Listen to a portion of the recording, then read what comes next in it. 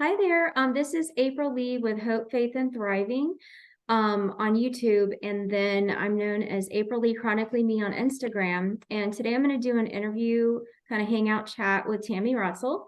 This is Tammy Rotzoll. I met her through Instagram, through her page and all the things that she does. And we started having conversations. And then I was interviewed on her podcast. And I just would really like to share her story and for you to get to know her and maybe some of the tips and things that she does for her chronic illnesses and in her life. It might be helpful to you. So go ahead and introduce yourself and whatever you want to say and how we met. Hey, April, thank you so much for having me on. I so appreciate it. And forgive me, I'm going to cough a second. Excuse me. I'm just getting over, I was sick last week, but so anyway, I'm just getting over that. But yeah, my name is Tammy Rotzoll. I own Footprints of Inspiration. I'm a podcast host at a Faithful God podcast. And yeah, we met on Instagram and just kind of clicked there. Isn't it funny how the technology world, we can make friends with people all over the world now? And just really, really, you've been on twice on my show, I believe. Yes. Yeah, you were on twice.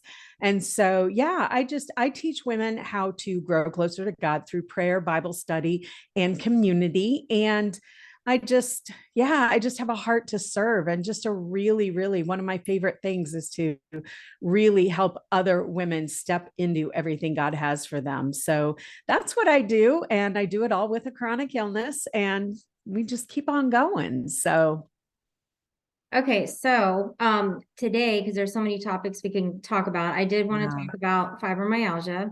Mhm. And I'll just ask some questions and then we can go through those and you just feel free to, say what you want to say.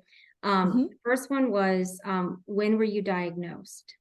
So with fibromyalgia, I was diagnosed probably in 1994. So a long, long, long, Okay. long time ago.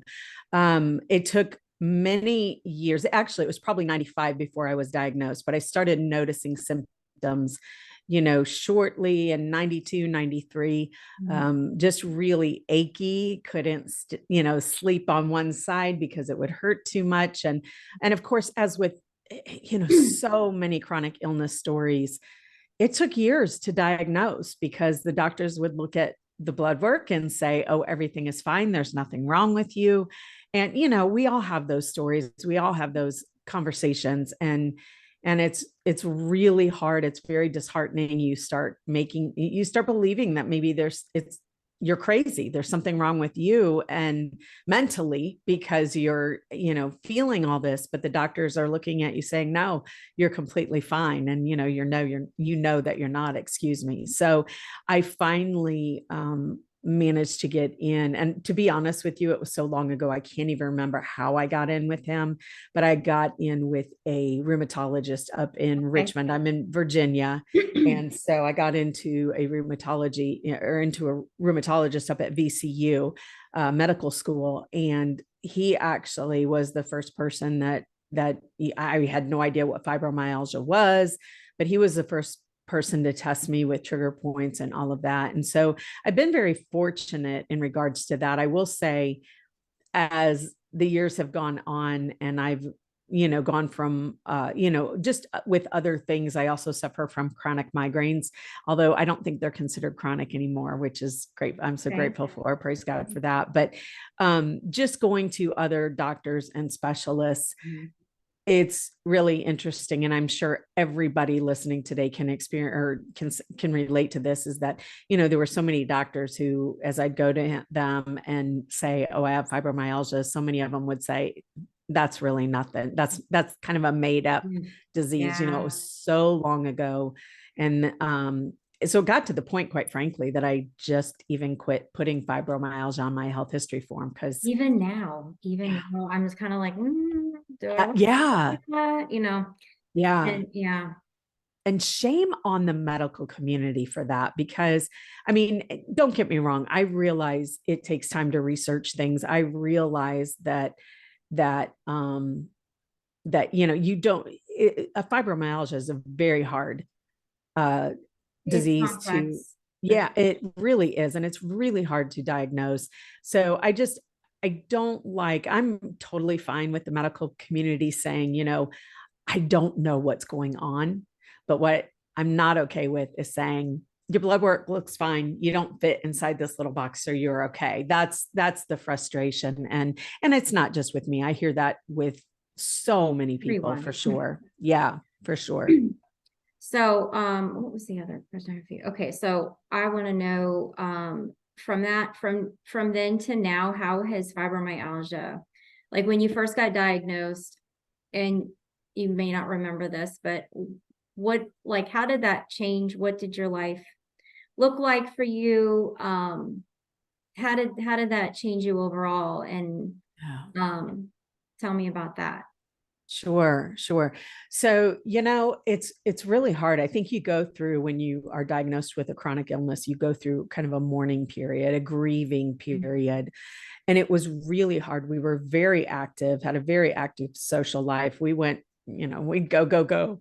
Mm-hmm. Excuse me, we'd go, go, go, and, just be fine. And it got to the point where, yeah, it made a big impact in my life because I knew that if I was going to go and do something all day long, that I needed to have a day off afterwards because I knew Yeah, that I was going to be recovery. down. Yeah, for sure. I can remember, one of the most, I mean, that was one huge thing. There were two things that just really stood out to me, or something that I will never forget, always remember. But so that was one of them. And having to be that person, and I was young, I was in my 20s. So having to be that person that would say, I can't do that, because I knew I was going to be really busy the day before. And therefore, I knew I couldn't do something, 2 days in a row. I mean, as a 20-year-old, we used to go, go, go every day of the week, right? All day long. And so that was really profound. That was really hard. Very, very hard. The other thing, and this is just kind of an off the cuff thing, but something that really stood out to me, one of the first symptoms, besides, being laying in bed and really feeling my hips and my knees and elbows and wrists. And I used to have my husband just take his hands and wrap them around my wrists and my elbows just to apply that pressure to give me some relief and stuff. But another thing that really that was kind of that I knew something was going on is we are complete beach lovers. We moved out to Virginia from Illinois for the beach. So we honestly were at the beach every single weekend. It was just what we enjoyed doing. But there got to be a point, and to this day, because we still love going to the beach, but to this day, it's really hard to walk in the sand, which seems like such a normal thing, Oh, and you don't think about it. I mean, with everyone, yeah, it's a little different to walk in the sand, but like when we plan, like we get down off the boardwalk and we look to see, okay, where do we want to go? It needs to be somewhere not too far away because there's so much pain okay. by walking through the sand. Does that make sense? Yeah. Yeah. It's really a bizarre thing, but to have to even It's to that say, sensation with the yeah, neurological side of the fibro. I could see that. Yeah. yeah, for 'Cause, sure, yeah. for sure. Even when I remember when mine was severe, when it gets the worst, the wind would blow on my Mhm. skin and it felt like the whole area was bruised and like someone was like putting like a fiery heat of force on the Yes. skin. And those are very odd sensations that come and go out of nowhere. So I can Yeah. see that feeling of sand, which sounds so crazy to someone who doesn't have anything like this, but Yeah. yeah. Yeah. It's so true. It's one of those things that you kind of think to yourself, real is this really happening? Because I understand what you're saying about against your skin and stuff. Because I can remember many times just even like taking a bath or a shower, it hurt just to touch, Oh and yeah. wash your arms or your legs. It just hurt to do that. And so you're having to navigate that, and it's yeah, just the things that we take for granted every single day. I know that there are days when I wake up, I can look at my husband and say, oh, today's not going to be a good Just day, so I'm going to lay low. And I'm so grateful that most of the time I'm working from home now, so I don't, and I will tell you, there are many days I lift up a thanks to God and say, thank you so much that today I don't have to go outside of the home to work. I can stay here and get some things done and Yeah. rest and just kind of keep my feet up for sure. Yeah. That's crazy. Yeah. Are there any medications, supplements, herbs, or what helps you like the most? Like if you want to share any of those things as far as Yeah. what's helping you and what might be something that someone might want to look into that would help them too. Yeah. Yeah, for sure. So one of the one medication that I will never go off of, I don't think I will ever go off of, at least at this point in my life, but, we tried lots of different things. I don't think, isn't Lyrica, is Lyrica a medication that a lot of, Yeah, Lyrica, gabapentin, okay. Cymbalta, amitriptyline is like, Yes. is that what you're going to say or? Yep, amitriptyline. Yep, that's the Okay. one that I take. And to be honest with you, when I was diagnosed that long ago, Mhm. I don't think Cymbalta or Lyrica, I don't think any of those were available at that time. I don't believe. If they were, I Okay. don't think they were being used for fibromyalgia at that time, or nor the gabapentin or anything. Was So it amitriptyline they started you with? it You know was. what? Let me just say this. So, the Mhm. amitriptyline, which I had never heard of, I started taking that personally, um, about 6 months ago for my stomach. So there's something called functional dyspepsia, Right. which can mimic gastroparesis. I have got that. So what the amitriptyline in 10 milligrams supposedly goes in it like, the nerve to the stomach, the brain to stomach, connection. It Hmm. calms that nerve and it's almost like a soothing numbing agent for that nerve in the gut for that gut pain. So like IBS where you get the twisty knots, like the Yes. deep muscle and nerve gut pain. That Hmm. from 10 milligrams relieved that 100% for me. And the thing is, even at 10 milligrams, I'm noticing that it's kind of like touching those areas of fibro that my LDN is not Yeah. constantly doing. So Yeah. I can see that medication, which is not talked about a lot, amitriptyline, and it was Mhm. never even an option on the table for me. That's the big ones are Cymbalta, Lyrica, and gabapentin, which all have Right. much more crazy side effects and seem Yeah. to deal with more of the some deal with the pain, but some deal more with like the mental side of these things or more on the depression side or anxiety than the Right. amitriptyline. The amitriptyline to me seems to be more of like calming the body and really like interacting with the nerve issue. Is that Mm-hmm. what you feel?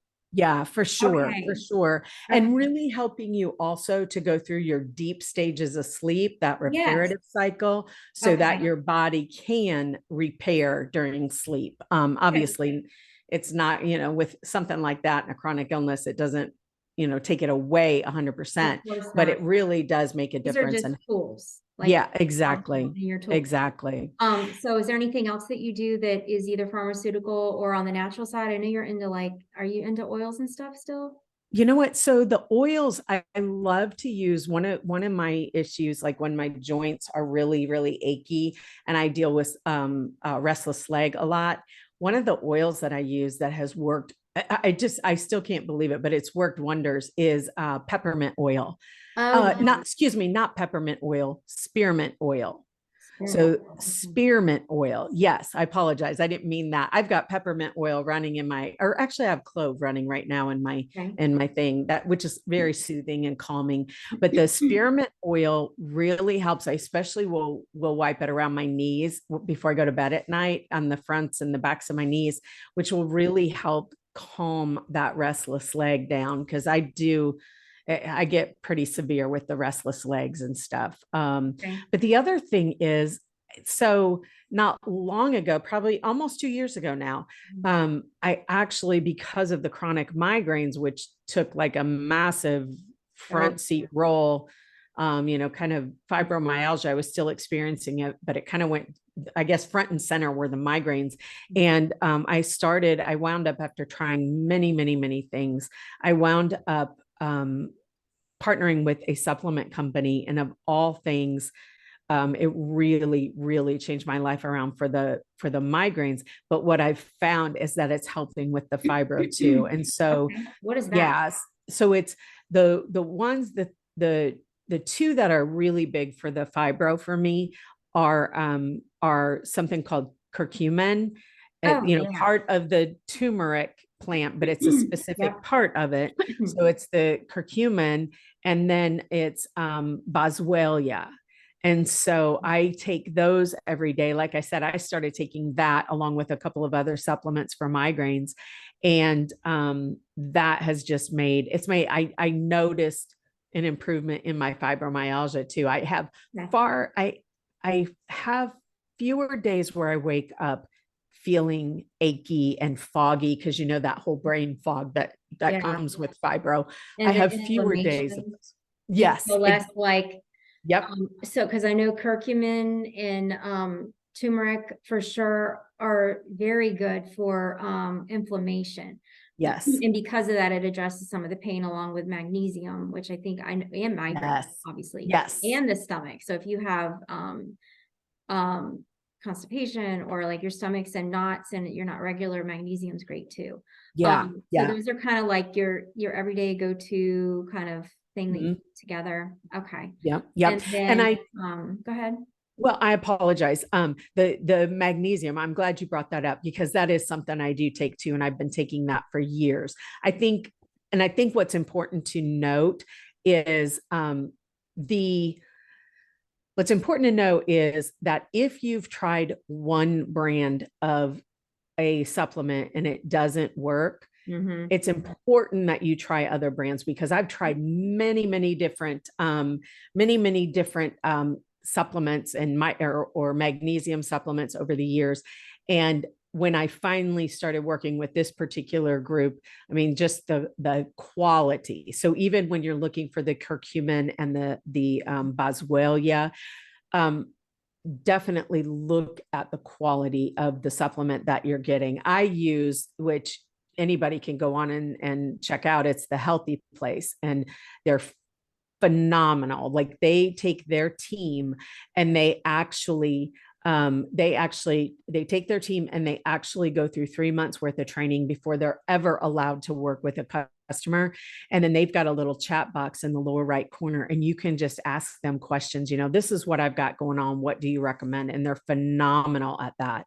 But and in fact, if you want, I can give you links and stuff, because when you use my link, they've actually because I've partnered with them, they actually will give my listeners and stuff a 20% discount. So by all means, yeah, I would love to do that for yours. What is the too. name of the company? The Healthy Place? It's called The Healthy Place. Like .com or?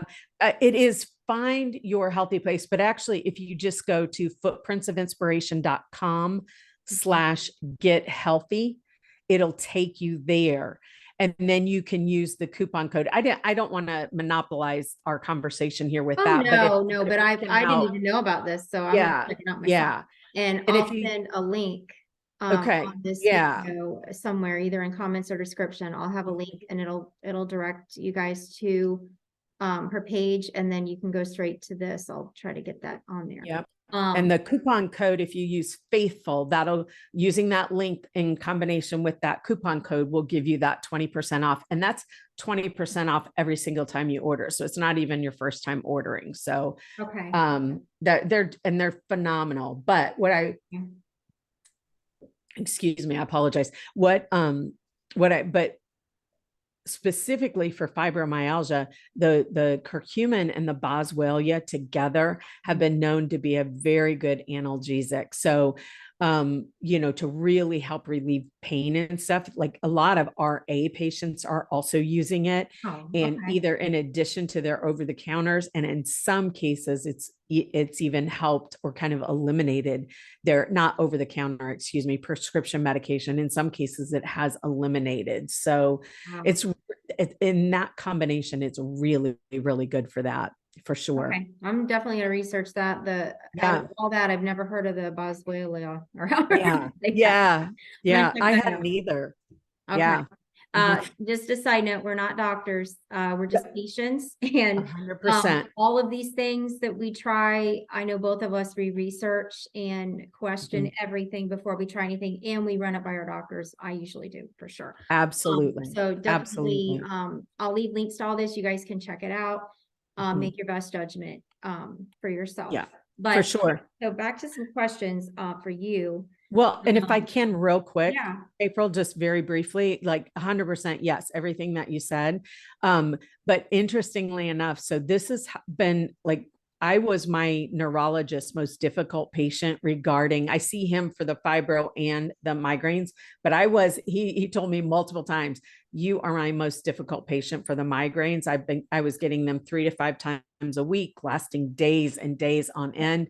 And I was so bad, I had to leave work, but he is so amazed because we've tried Botox, acupuncture, chiropractor, all the monthly injections, all the things, nothing was working. And he's been so amazed by this. He actually had me send the same supplements to him, and he's now recommending them to That's his amazing. patients. So That's what yeah, I so love about a good doctor. They will listen it, to us. The same thing for me with the yes, LDN. yes. I went to my primary. I said, I found this man on YouTube. He was like a rock climber, mountain climber, super muscular. He was in a wheelchair and basically almost debilitated from fibro.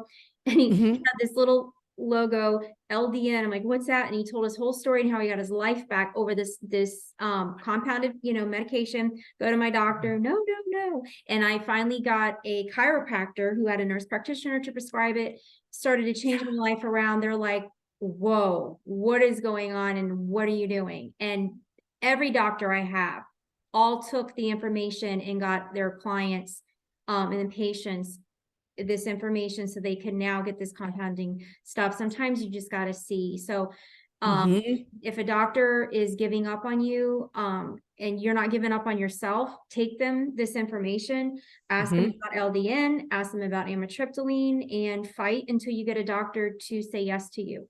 Because Mhm. I had to do Mhm. that. And I've had Mhm. my primary for 20 years, and I had to go outside of that realm of him. I still kept him because he takes care of everything, but he doesn't understand fiber or believe in it. I'm Yeah. living proof it exists. So Yeah. Yeah. I had to go outside of that, brought it back to him and said, look. And now he is like, wow, okay. So all of his clients that Cymbalta and Lyrico were failing, he looked me dead in the eyes. He's like, I'm going to help my client and my patients with this. I Yeah. thank you. Give me Yeah. the info. I'm like, okay, That's thank that's God. like And it's and they're exact. humble enough to do it, because there's some Yes. doctors with this, I don't think so. This complex Yeah. and thank God that he's compassionate. And so other people are getting help too. So, Yeah. all right. So I want to know, because I know, people watching this, they might be newly diagnosed or have had it a while, Mhm. and they're struggling at home with like their family, or even if they're a single and I know a lot of people, like their cousins and grandmas and parents and siblings, they give them a hard time and they act like they're insane, and Yes. because they can't see. So it's like one day you're this wonderful, healthy person. The next day you look identical to who you were, and you tell them I'm broken, and they're like, Sally's gone crazy. Yeah. Poor Yeah. Sally, and they treat you like crap, and they give you guilt and all that. And Mhm. fortunately for me, I have had support. Even the family that doesn't understand it or get it, they've run into people that have been suffering, and they hear it from someone else. They're like, oh yeah, Yes.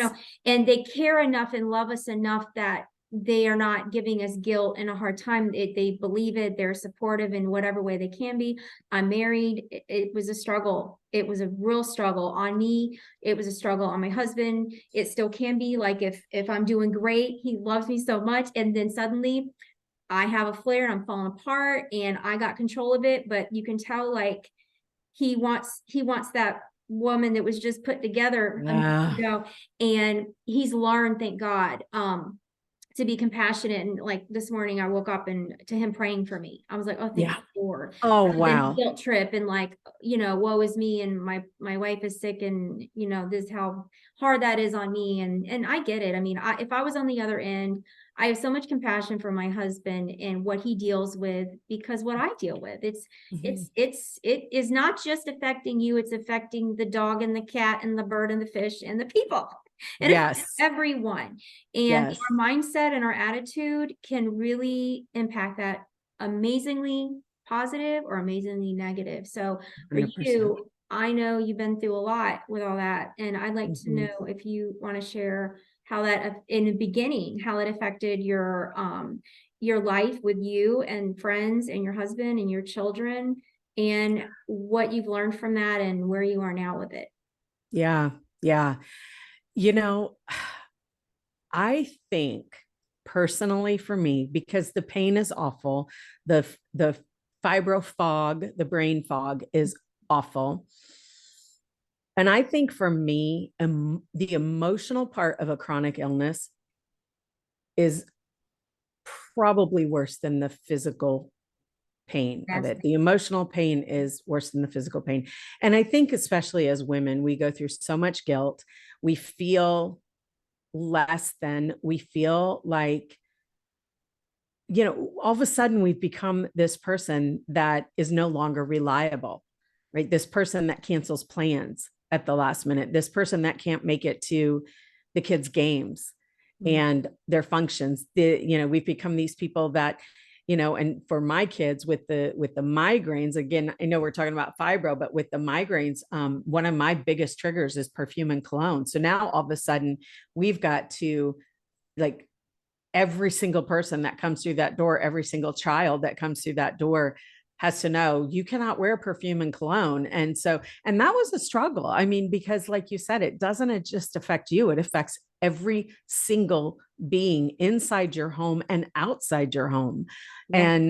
And here's the card hold, the card hold, the hard, cold truth. That's what I'm trying to say is you're going to lose some friends over it. Yeah. They just don't have the capacity to understand. They don't have the willingness to understand. And they were people that perhaps you've been just great friends with. And now all of a sudden, and I think one of the hard things too is when you start missing all this work and they're going about their life, understandably, because they have a lot of stuff going on in their life, but they're no longer checking on you if they did at all. So yeah, it's really hard. Very isolating. It is very isolating. And there's so much emotional baggage that goes with it. And then you throw in the marriage component.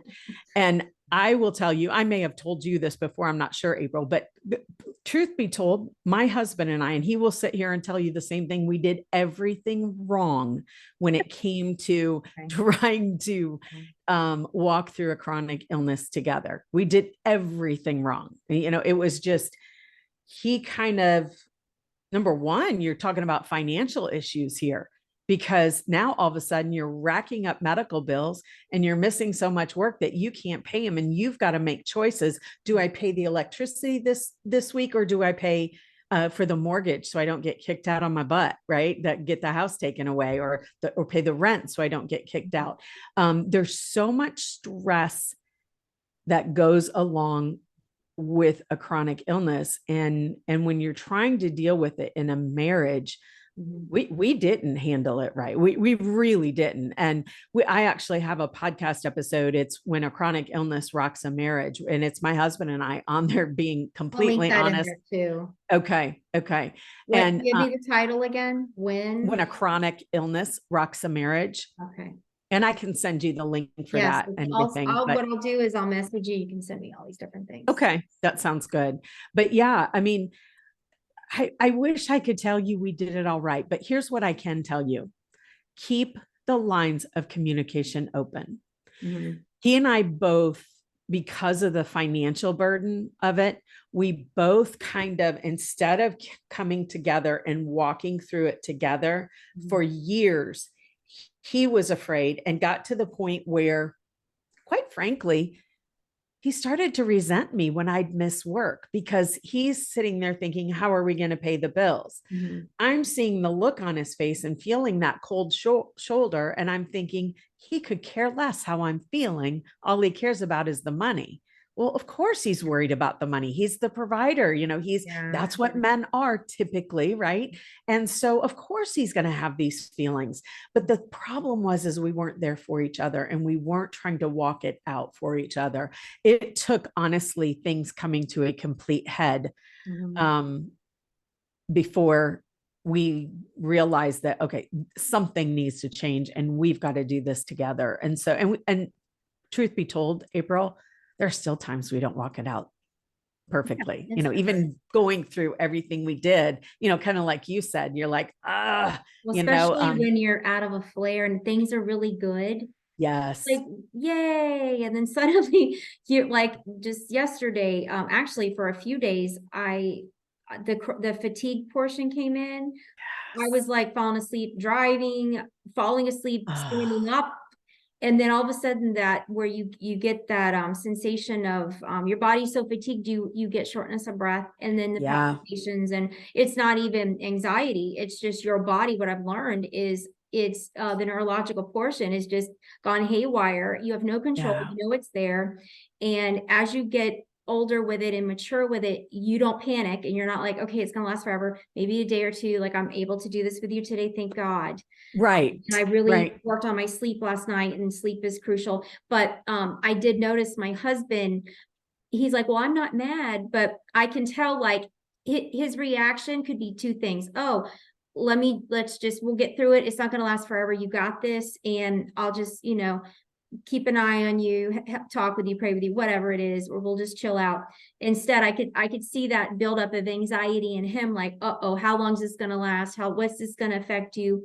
Can you do what you got to do? Do I need to do something for you? You know how that works. So Yeah, a even to this day, 100%. even with that good connection, Yeah, it's like anything in your home. If you've got children and something comes up, and anything that comes between you and your spouse, yeah, an illness, a bill, whatever it is, it's in between mhm, there. And it's how yeah. you respond to it and the way you want to interact with it is what you're going to get. And so I did have a question. Did you end up needing, not needing, but did you address that with therapy at all together, or you worked that out on your own from learning from the wrongs and then just kind of Yeah. led you in the right direction? Is that what happened? Yeah, yeah.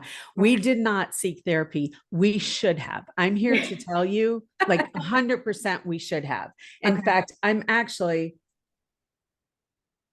excuse me, interestingly enough, I'm actually going through counseling right now on something completely different. And my counselor has asked me, because we've also done, we've gone into those conversations about what it's been like in the past and just some things that are going on. And he said, why haven't you guys sought counseling? Why didn't you do that? And yeah, we 100% should have.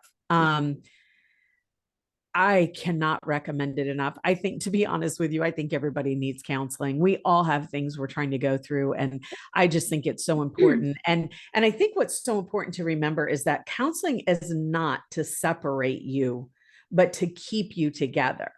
Oh, And it's amazing, so, actually. yeah, absolutely. It is so incredible. I will tell you one thing that was a turning point for us, besides that kind of come to Jesus moment when there was a blow up and there was like really bad, it just got really ugly. But another thing that I started doing around that same time was, honestly, I started praying. I actually got the book, The Power of the Praying Wife, which is a phenomenal book. I recommend it for every single person who has a husband, every single woman who is married. I recommend it enough. And it's really funny because right on I believe it's in the second paragraph of the book, the very first page, she says, this is not about laying blame, basically. And by the way, I'm paraphrasing, but she says, this is about the person wanting to do right more than be right. This is Yeah. about wanting to give life more than get even. And I'll be honest with you, there were so many times, both my husband and I will both agree that there were times that, yeah, we were right. Like, no, I'm right. You're not Yeah. being the person for me that you need to be. And he's thinking, no, you need to. He will tell you right now that he realizes now that I couldn't push through. Like there was no way for me to push through and go to work. But in the moment, in those times, in those difficult times when we weren't communicating, that's what he was thinking, was just be, well, you suck it up and you go to work. And so it was a very humbling book. It was a book of, yeah, this isn't about getting even. This isn't about him confessing that he's wrong in all the things, but it's about learning to pray for him. And I remember, I'll never forget the day we were out walking. I don't know, we were out running errands or something. He just stopped and he turned to me and he said, he said, I feel more connected to you than I've ever felt in my life. Or, this is the best we've ever been in our married life. And it didn't mean that he was necessarily out praying. And he definitely wasn't reading the book, The Power of the Praying Husband. It wasn't that at all. But something happens when you humble yourself, which I had to do. Off of yourself. Yeah. Mm-hmm, mm-hmm. And you start praying for, and what was interesting is I got to a point where in, working through the book and starting to pray for him, I got to the point where I'd say, hey, how can I pray for you today? And he'd kind of, it was very surprising for him at first.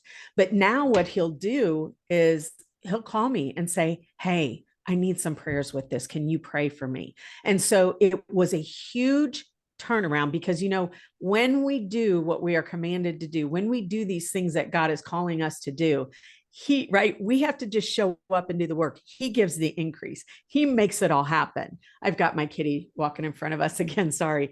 But, God gives the increase, and it is just amazing how much he will restore something that is just so incredibly broken. And believe me, we were broken. Yeah. Well, the thing is with illness in general that you cannot see, there's no cure.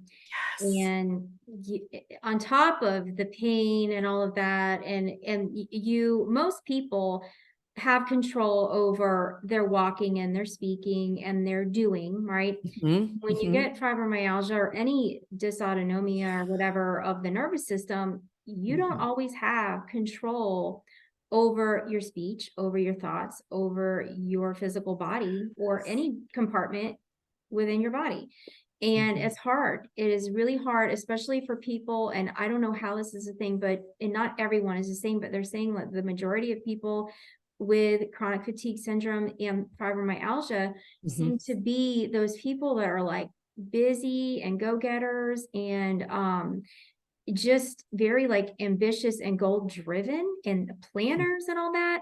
And to take that from you is like, what do I do now? Like, who is this? Like if you lived a life of retirement, and you're just going to chill, even then you're still dealing with pain. So this is not really an illness for an active, busy go-getter, let's get life going kind of person. But a lot of us are like that. So I want to do a part 2 because I still have so much to cover. So I'm going to wrap this one up because I don't want to go too long for everyone. But sure. I just want to say that if you're new to fibromyalgia or anything similar to this, there is so much help. There is so much hope. And I highly recommend that you just find someone that you are close to, that you can have pray for you, comfort you, be with you, just give you like just some company, so you're not alone, because it's very isolating. They don't have to be sick or anything like that, or even get it. No, your husband, no one's gonna get it. They're just not, unless you have it. Like we get it, you'll get it. It's crazy when you come to terms with, okay, I just want people to love me the way I am and accept me and just be kind to me and show some empathy. They don't have to get every little thing. And that was my whole mission, was you gotta get it, and then I'll feel better. Yes. Yes. No, that is not the case. And I did do therapy, and I did seek the Lord desperately every day, all day. And what I've learned is that there is so much hope. in God about this. There's so much hope in other people and doctors, and there's so many people that can really support you. The reason I like doing these interviews and having the social media is because of the support it gave me. So when I got sick, what helped me find my medication was someone suffering on YouTube and seeing results. And what helped me feel like seen and not like I'm losing my mind is to see another YouTuber talking about their situation. And like I would watch it like in the days when I was like in so much pain and I couldn't form a sentence and I was crawling and not walking and like in agony, you know, when I was even too much pain or too much aching to even like pray. I was exhausted, and I would just turn on YouTube and I would watch these people, and I started to feel hope. And whether they're a Christian or not a Christian, like the ones that like are still moving along and living life and having kids and days when they're crawling too, but they're still going and like they've had it a long time or they're half my age, 50 years. I'm like, okay, because with fibro, there are days where you feel like you're gonna die. And especially if you don't know what you have before you get diagnosed and they couldn't find anything. I seriously thought I was going to die before I ever knew what was wrong with me.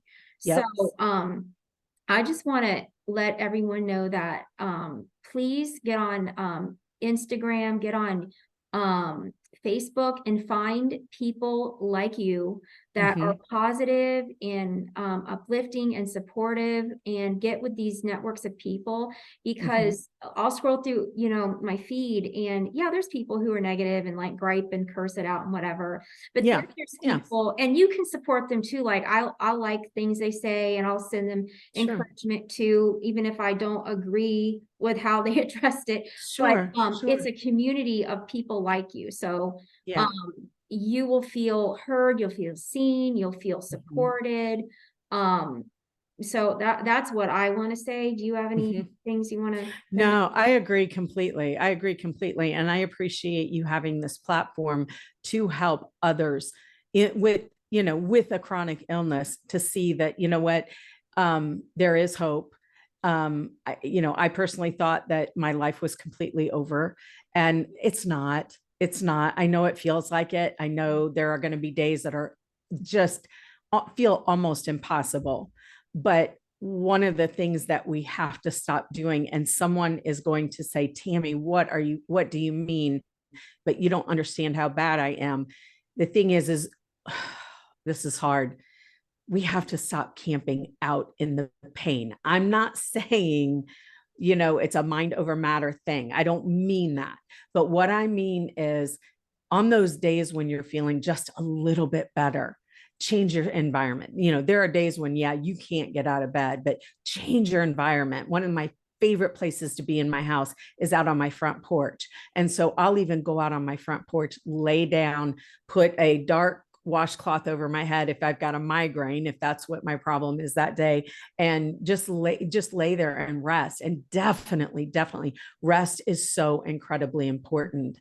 But part of that too, I believe, because I've been through it, I spent so many years crying out to God. So here I thought I was doing good because all I did was cry out to him. And by the way, God can take it. I mean, he can take that.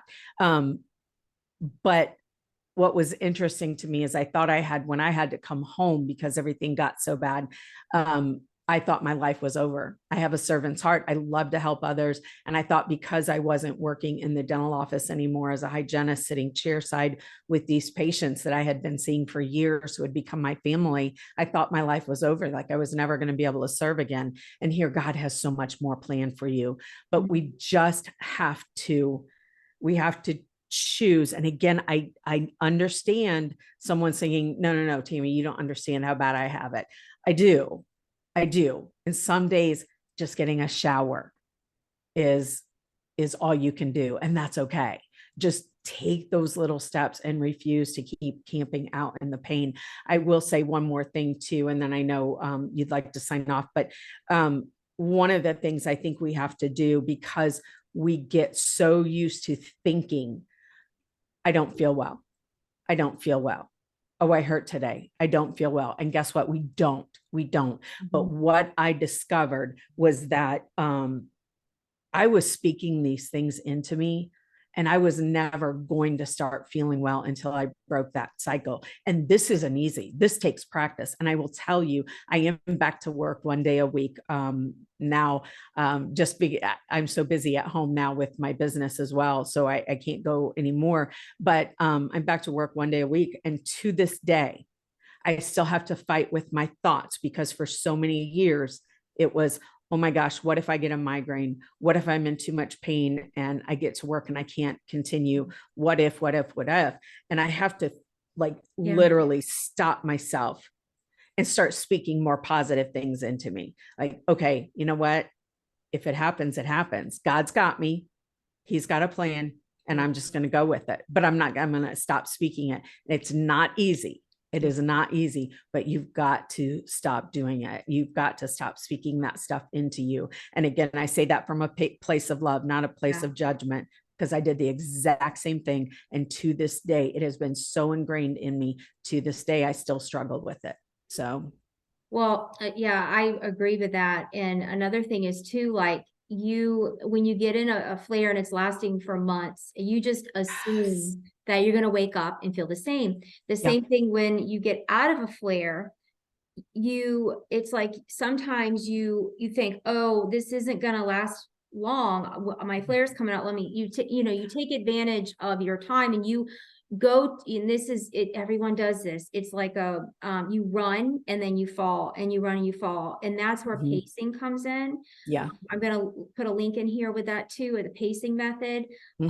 Years ago, I was an 80s kid and they used to pace yourself. I'm like, what? Yeah. And now I always think about that with pacing, because it basically means slow down, but there's an art to it. And if you can utilize that method, you will have more steady once you get treatment that pulls you out of the bottom. Because like I said, when I was first sick, I would go get my blood drawn. I would literally be leaning on a wall, dragging myself along in public.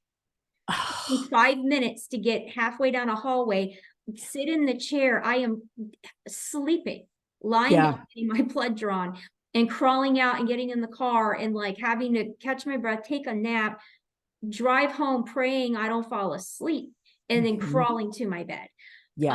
So when I say, if you're in that deep state, these tools are as you get a little past that. For sure. Just getting in the mindset of, okay, it's up and down. It can change any second or moment. That's kind of a good thing, because as much as I was really dealing with the chronic fatigue portion of my illness the past couple of days, I'm like, all right, let me slow down. Let me work on my sleep for a couple of nights. Let me do what I can to kind of pace out of this. And it's helped. And so I was able to do this today rather than be like, oh, I'm going to cancel it all. I'm going to be stuck in bed for 2 weeks. This is how it is. I was able to it's not positive thinking that got me here, but thinking would have kept me from this. So that's what I'm getting at. And we look like we don't have a thing wrong. I promise you, we got a lot going on. 100%. Would not be sharing all this personal information with whoever's going to be watching this. So absolutely. I'm going to end this. And I just want to say that I want you to please look in the description. I'm going to add a ton of links on things we touched on and things that will link you to Tammy and the things she was talking about, and supplements, medication, the book she was talking about, and just the supplement she was talking about, everything. So you can kind of pull from this and then be able to research a little bit, and you're going to be okay. Life is not over with fibromyalgia. It's a different life. And to be honest, as much pain as I have in this, I don't like having fibromyalgia. It has changed me for the better mentally, physically, and spiritually. And when I say physically, like I physically take care of my body way better than I ever did. Supplement wise, medication wise, food wise, treating myself like, my body is a temple that the Lord made, and I want to nourish it and protect it and preserve it to not only feel better, but to honor God too. So Absolutely. everything's going to be Absolutely. okay. And I hope you get something from this video, and watch out Yeah. for me. Have a good day. Yeah. Bye. Thanks. Thanks so much, April. You're welcome. My kitty is knocking stuff over.